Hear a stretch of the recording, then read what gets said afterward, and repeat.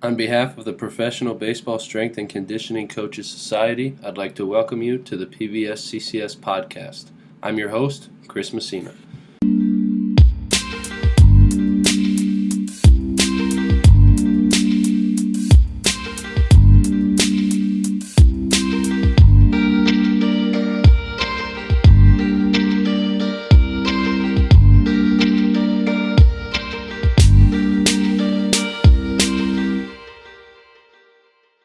All right, everybody, I'm here with Edgar Barreto of the Boston Red Sox organization. Edgar, thanks for coming on, man. Appreciate your time. Tell the listeners about yourself, if you would.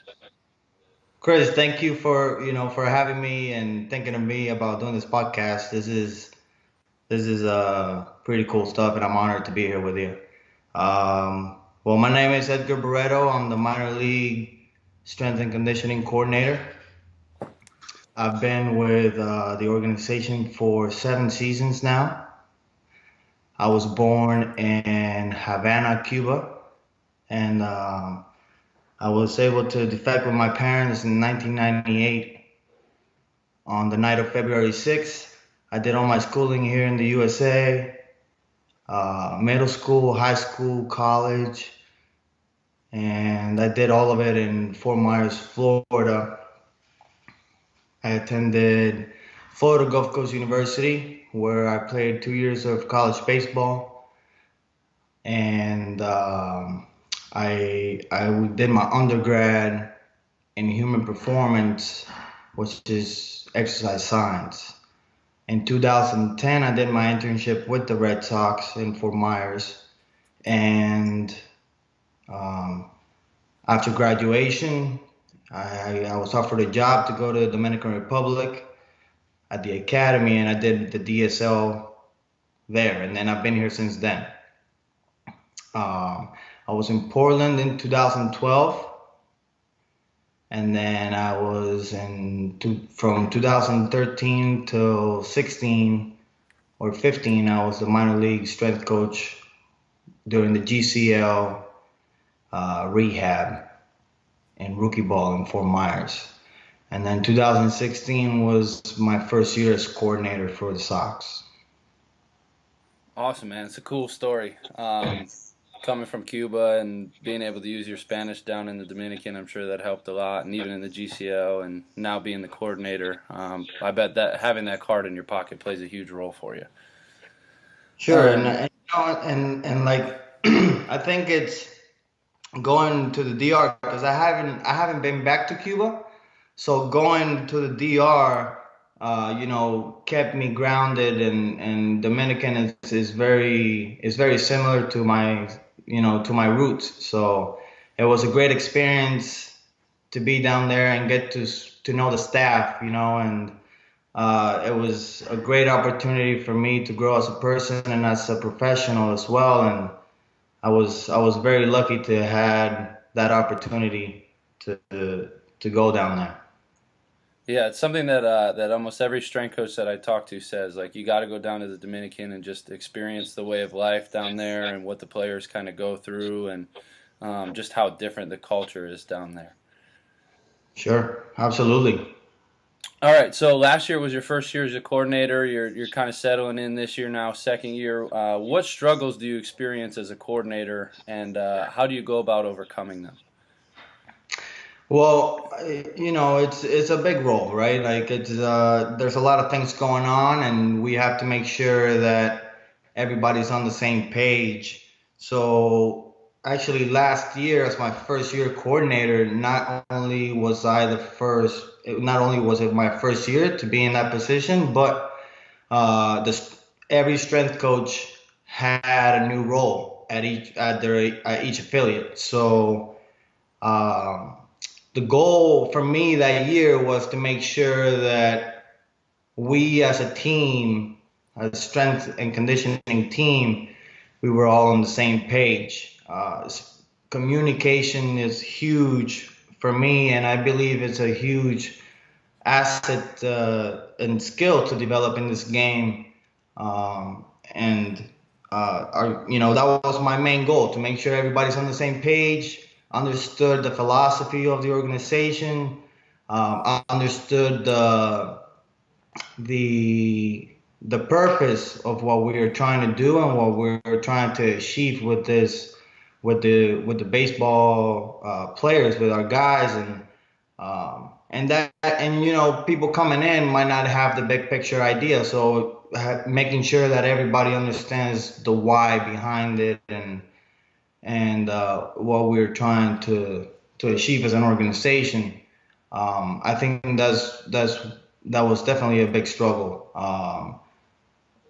And obviously the communication helped. We have great guys in the organization, strength coaches and players, and we were able to have a really good year. And I believe that you know, my you guys as my staff and we as a team, you guys made my job easier. So you know, that's definitely one thing that it can be very hard if the communication is not there. Um, if there's no understanding of how something should be functioning. So you know, it was my job to make sure that everybody was on the same page, everybody communicated with each other, everybody understood the objective, goals, purpose of of that vision.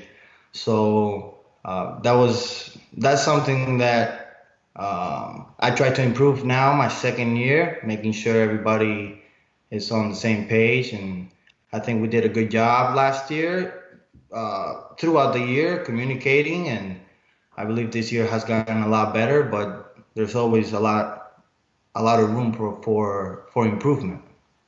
Yeah, no doubt. One of the things that I would assume probably helps you is that we didn't have any turnover, right? We had all the same guys back this year, and even like the two short season guys were interns for us. So I would assume that probably makes your job easier, and it's something that other coordinators might have an issue with constant turnover in their department. Would you agree?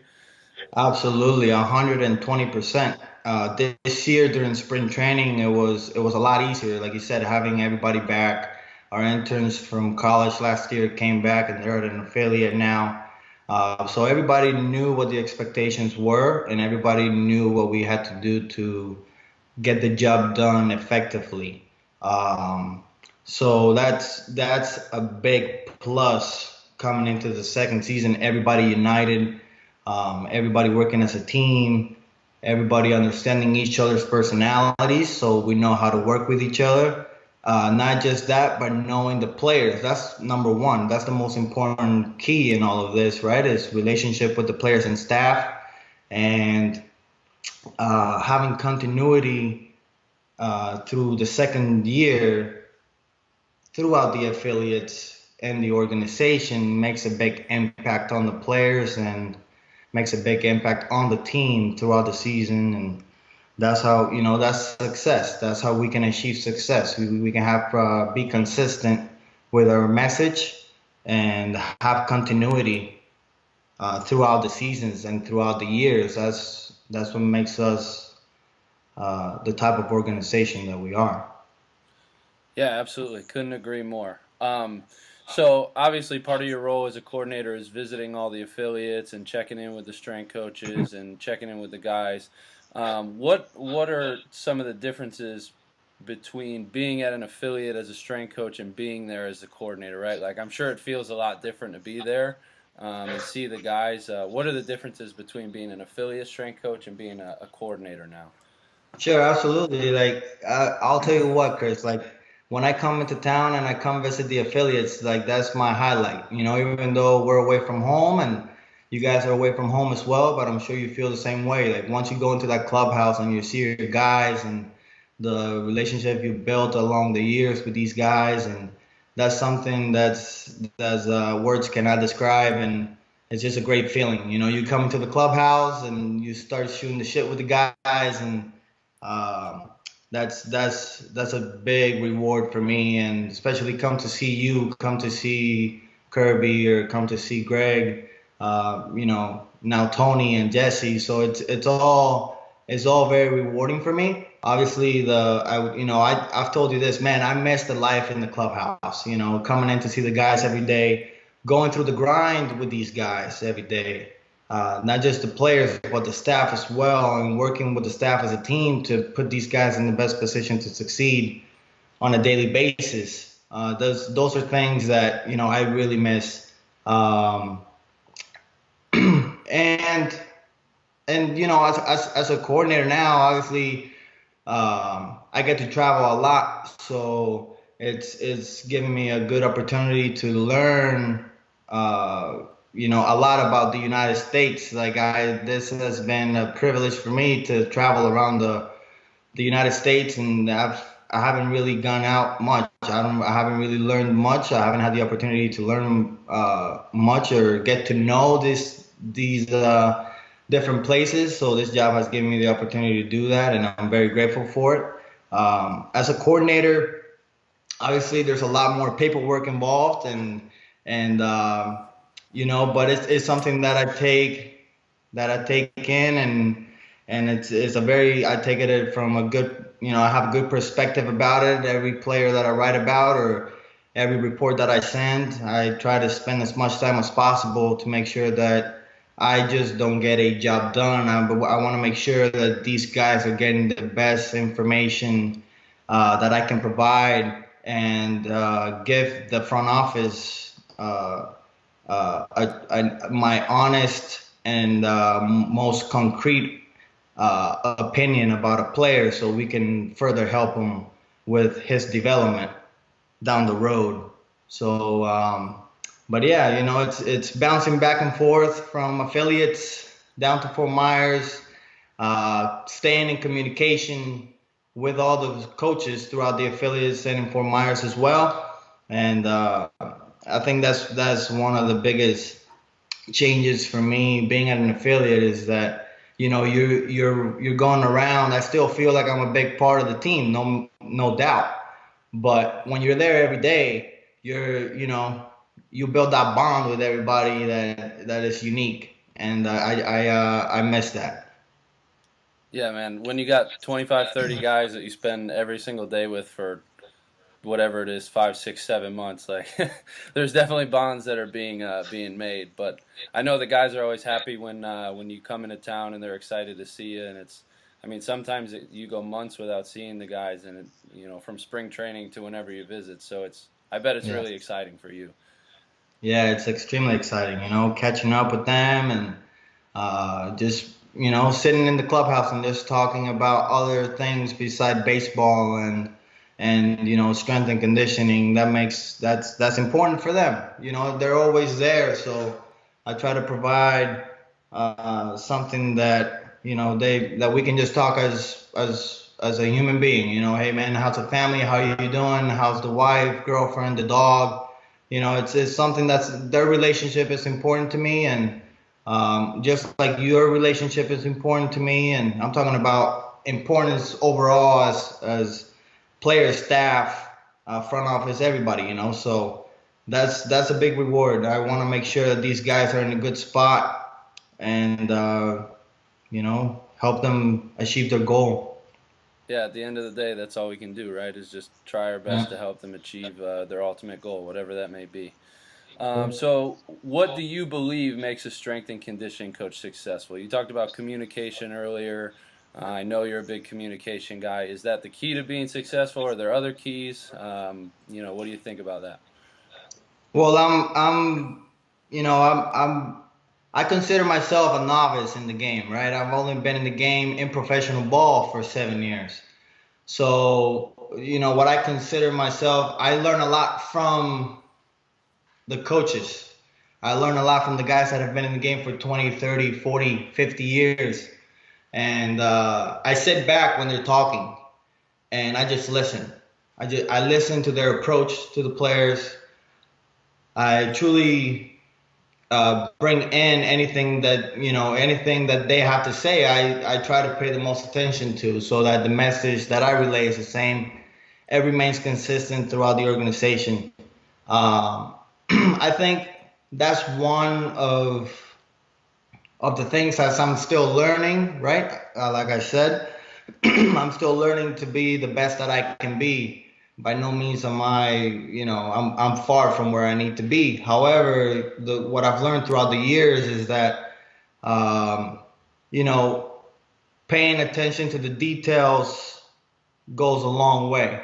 Something as simple as just keeping your mouth shut, opening up your ears and your eyes, and just listen to what the coaches have to say, how they communicate to a player, how they communicate to a player in different situations, and how they go about their business. That's something that I've learned along the way, and I think this is an extremely important tool to and skill to develop throughout the years when excuse me, when you're communicating with players and staff. You have to learn how to communicate, how to say things, when to say it, and most importantly, how to say it depending on the person's personality. So it goes a long way. So at the end of the day, building relationships would be at the top of my list. If we don't have relationships, um, we don't go anywhere. This game is a people's game, and the thing about it is that it's not just building relationship just to get a job done. We have to make sure that we're building relationships truthfully, honestly, sincere, being genuine and humble about it, not just doing something because I need to do this or check this box to continue and improve my career. No, the goal in mind should be I want to build my relationships because I want to help this person. I want to learn from this person, and whatever I can get from that conversation, what did I learn so I can help another individual. Um, Aside from that, like the communication, as you said, and as I mentioned previously, it's huge. This is something that goes along with building relationships. I think they go together. The communication with staff, and when I say staff, I mean athletic trainers, physical therapists, pitching coaches, hitting coaches, uh, defense coordinators. I'm talking about infield, outfield coordinators, right? Catchers, coordinators. I'm talking about everybody, the front office. I'm talking about big league staff. Everybody being on the same page, because at the end of the day, we're one organization trying to achieve one goal, and that's to win the World Series. So if there's one person that miscommunicates something up the chain, or one person doesn't understand or misinterprets something that someone else said, that could be detrimental throughout the whole team. So being on the same page, communicating properly, and if having questions, making sure we ask, not assuming. It's very easy to assume. We as human beings, we assume all the time. We do it in our daily lives, not just when we're working, but we assume a lot of things. So instead of assuming what he should have done, or assuming what I should have said, or always follow up with it, always try to talk to people, always try to make sure that the message you were getting is the same message where the person that spoke with you is trying to pass along. I think mistakes, learning from our mistakes. I think mistakes is great for our development. I make mistakes all the time, and I love those challenges. I love the fact that I make mistakes, and that makes me grow as a person. That makes me grow as a professional. However, trying not to make the same mistake twice. We're always gonna make mistakes. We're not perfect, but if we don't make that same mistake twice, we're improving and we're progressing in our professional development and in our personal life as well. So every step or every chance that I take, or that I have to, every chance that I have, when I do make a mistake, I make sure that doesn't happen again. And I learn from that mistake, move forward, turn the page, and become a better coach, right? That's why we're here to. We make a mistake, we become a better coach to help someone else. That's the number one goal here, to make an impact in somebody else's life. Don't be afraid. Don't be afraid to make mistakes. If you make a mistake, fuck it. Turn the page, learn from it. Next day, you'll be, you'll learn from it. If you're in the same situation as the day before that you made a mistake, Now you know you can't make that same mistake. You're on, switch it, uh, make a different approach to the situation you're in. Take your time. I think we all have to take our time in our scope of practice, right? Like we want results right away. We want guys to perform right away. We want our careers to move quickly, and it doesn't work that way. Pay your dues, take your time, learn, enjoy it, love the game. We never know when we're gonna be, we never know when it's gonna be our last day in the diamond. So every opportunity that you get, make sure you go to the field and you enjoy it as much as possible. This game is a grind, and it can get away from us sometimes. I know it happens to me. So uh, I have this picture here at the house. My wife and I bought this frame that has some quotes, and the last one it says, "Stay humble when things are awesome." That's something that we need to think about. Is when shit goes south, how are you gonna come out of that? But when things are going really, really, really well, we tend to forget sometimes about the struggles that we went through to get there. And I think that's something that we need to keep in mind as coaches and as human beings, is that we have to be grateful for everything that we have, and we have to make sure that we take each and every day as an opportunity to make ourselves better, but make the person next to us better as well. Work your ass off. Don't don't get complacent. Um, it is our job to make sure to keep the players uh, and the staff as well. Like we are leaders. Our goal is to make sure that we keep everybody on their toes, and every day we coming from a 10-0 loss the night before, or you haven't had a day off in 3 weeks, our job is to make sure we come in and we get our job done effectively, not just go through the motions. So pushing the issue every day, always thinking about what our goal and objective is in this game and in life, right? You get complacent, the players are going to get complacent. So the job is to make sure that we all fight for what we believe in, and always keep that goal in mind. Be humble. I think I'll end with that one. I know I've gone I've gone on a long streak here, but be humble. Be yourself. The reason why you're where you are today is because of who you are, not because of what you've done. Nobody gives a shit about what you've done. Everybody sees what you're doing, or everybody cares about what you're doing on a daily basis. What you've done in the past, that's the past.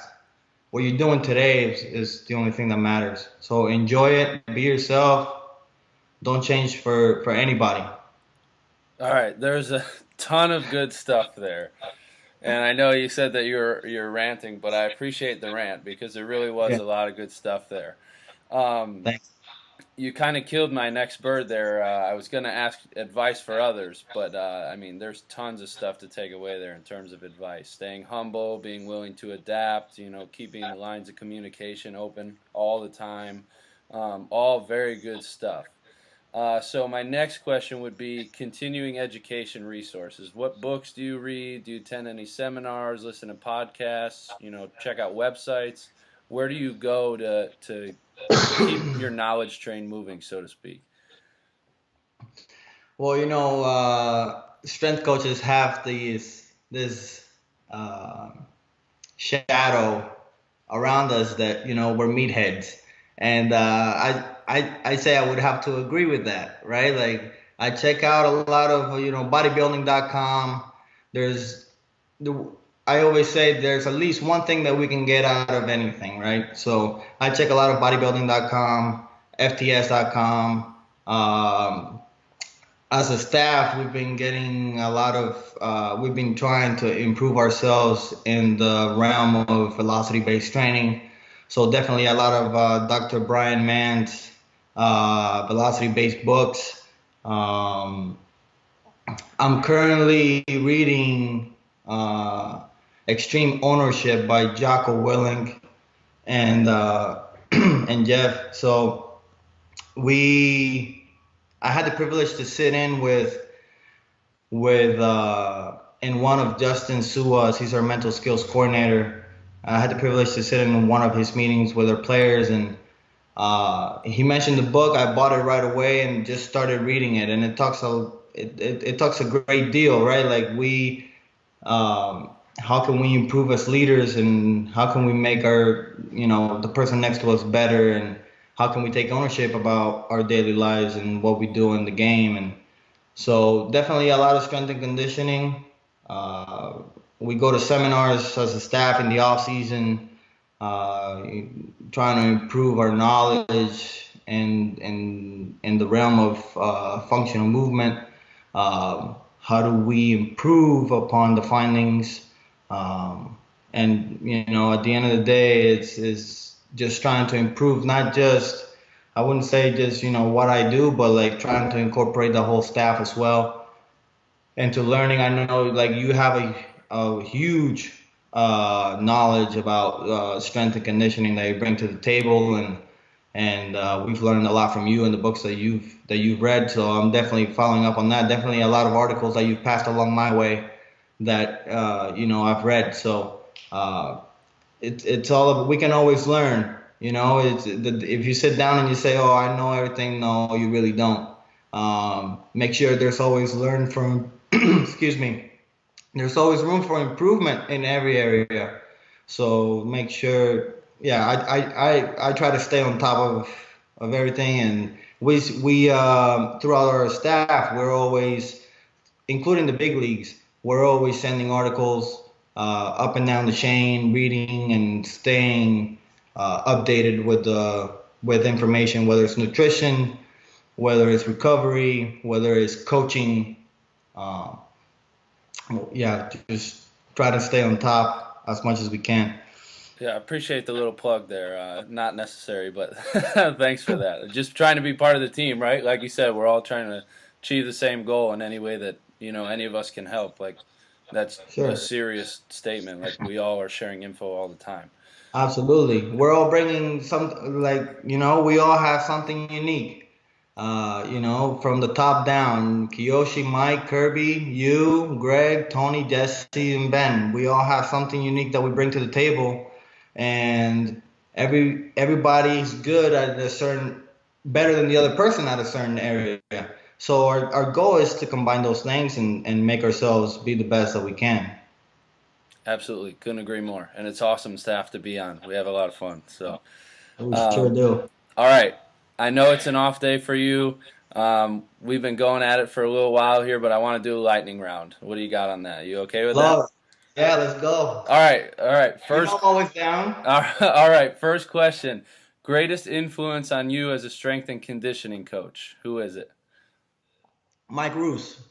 He's the assistant big league coach for the Sox. I had we met in 2010. He was a AAA seasonal coach. And I've been along him for all my career, so I am definitely grateful for everything that he's done for me, and uh, giving me his patience and knowledge and wisdom of the years that he's had in the game, and his experience in the military as well, and getting to know him as a human being. I consider him my mentor. So he's someone that I hold very dearly, close to me, and I'm very grateful to have him in my life. Yeah, Mike's one of those guys that makes you a better strength coach, but he makes you a better person too. He genuinely cares about everybody. Absolutely. So good. Okay, next one. If you only had one piece of equipment to train with, what would it be? The Olympic bar. Okay, fair enough. Absolutely. You can Yep. you can do That's everything it. with it, right? Yep. Improve the Primarily upper deadlift. body muscle. All right, third one. Greatest accomplishment for you professionally and or personally?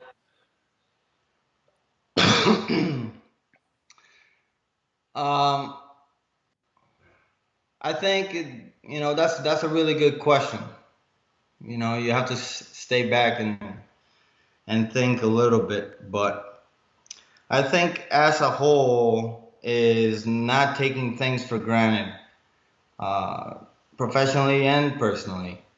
I've had some rough patches in the past 2 to 3 years that has opened my eyes in ways that I've never seen before. So I say, like I said before, humbling yourself in situations and learning from your mistakes, moving forward, so you can become a better professional, but most importantly, a man. No doubt. This is a good answer, man. So it's different. It's good though. All right, last one. If you could pick any career other than strength and conditioning, what would it be?